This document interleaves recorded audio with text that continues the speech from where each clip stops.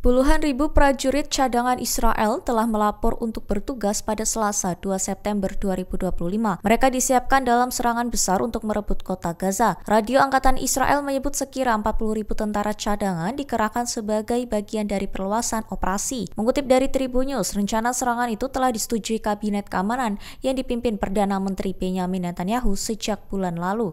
Israel juga mengklaim saat ini menguasai 75% wilayah Gaza, namun rapat kabinet pada Minggu malam mengungkap perpecahan. Para menteri mendorong Netanyahu mempercepat operasi, sementara Kepala Staf IDF Jenderal Eyal Zamir disebut kerap berselisih dengan Netanyahu. Pada Agustus lalu, Netanyahu memerintahkan percepatan operasi merebut Gaza, tapi pejabat militer menegaskan operasi itu baru bisa dilakukan 2 bulan kemudian karena risiko terhadap tawanan. Bahkan mereka menilai pemerintah tidak punya strategi pasca perang maupun langkah jelas untuk pembebasan tawanan. Meski berbeda sikap dengan kabinet, Zamir tetap menyemangati prajurit cadangan. Ia mengatakan IDF sedang mempersiapkan kemenangan menentukan dan akan terus meningkatkan serangan meski banyak prajurit yang tumbang dan mengeluh kelelahan imbas perang yang tak ada ujungnya.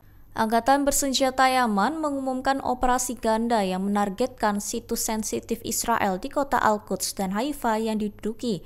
Mengutip dari Al-Mayadin pada 3 September, bahwa juru bicara militer Yahya Sari mengatakan serangan ke barat Al-Quds menggunakan rudal balistik hipersonik Palestina II berhasil menghantam target. Aksi itu memaksa pemukim ilegal berlarian ke tempat perlindungan. Melalui operasi terpisah, pasukan udara Yaman meluncurkan drone ke arah Haifa.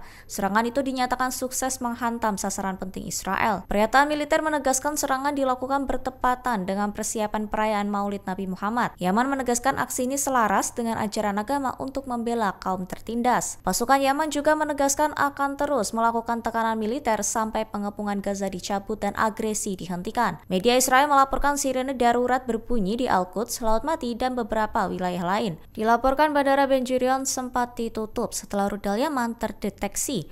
Sebelumnya, Yaman juga mengklaim berhasil menembakkan rudal Palestina II dan Zulfikar ke arah Yafa yang disebut memaksa jutaan pemukim masuk ke bunker serta menghentikan lalu lintas udara. Kepala Kebijakan Luar Negeri Uni Eropa Kaja Kallas menegaskan krisis Gaza tidak mungkin selesai dengan cara militer. Ia menyampaikan hal itu kepada Perdana Menteri Israel Benyamin Netanyahu usai KTT Uni Eropa di Copenhagen pada Sabtu 30 Agustus 2025.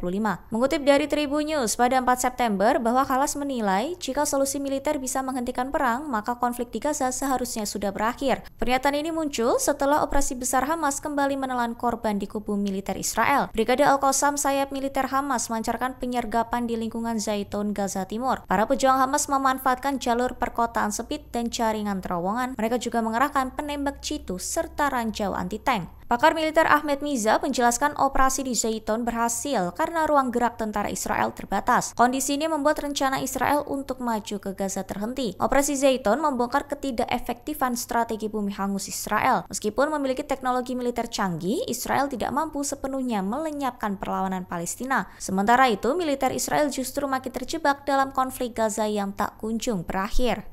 Pesawat tempur Israel kembali melancarkan serangan udara di Lebanon Selatan. Satu di antara dari lebih 6 serangan menargetkan hanggar perbaikan bulldozer di wilayah pertanian Der Takla antara kota Ansariyeh dan Adlon. Mengutip dari Al-Mayadin pada 3 September, seorang pekerja Suriah tewas melalui insiden tersebut, sementara beberapa orang lainnya dilaporkan terluka. Serangan itu juga menghantam kawasan pesisir Zahrani di selatan Lebanon. Sementara itu, data terbaru menunjukkan total korban jiwa di Lebanon sejak gencatan senjata November lalu sudah melampaui 264 orang. Lebih dari 540 orang lainnya juga mengalami luka-luka akibat agresi Israel. Sebelumnya pada hari yang sama, serangan Israel menargetkan kota Siba, Al-Karaib, dan Taibeh. Kementerian Kesehatan Lebanon menyebut 3 orang menjadi korban jiwa disertai beberapa warga lainnya yang terluka. Di pagi harinya, 1 warga Lebanon dilaporkan tewas akibat serangan udara Israel di kota Yatir, Lebanon Selatan. Hamas kembali menegaskan kesiapannya untuk menyetujui pertukaran tahanan secara komprehensif pada Rabu 3 September 2025.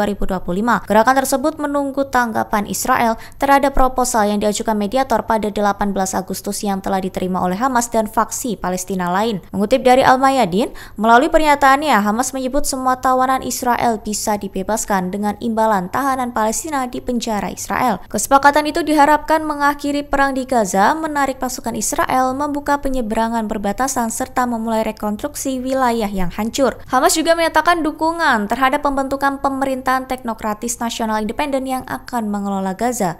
Sementara itu, tekanan politik pun meningkat. Oposisi menuduh Netanyahu sengaja menghalangi kesepakatan demi kepentingan politiknya. Pemimpin oposisi Yair Lapid menuding Netanyahu menyabotase negosiasi dengan memaksakan syarat baru. Download Tribun X sekarang, menghadirkan lokal menjadi Indonesia.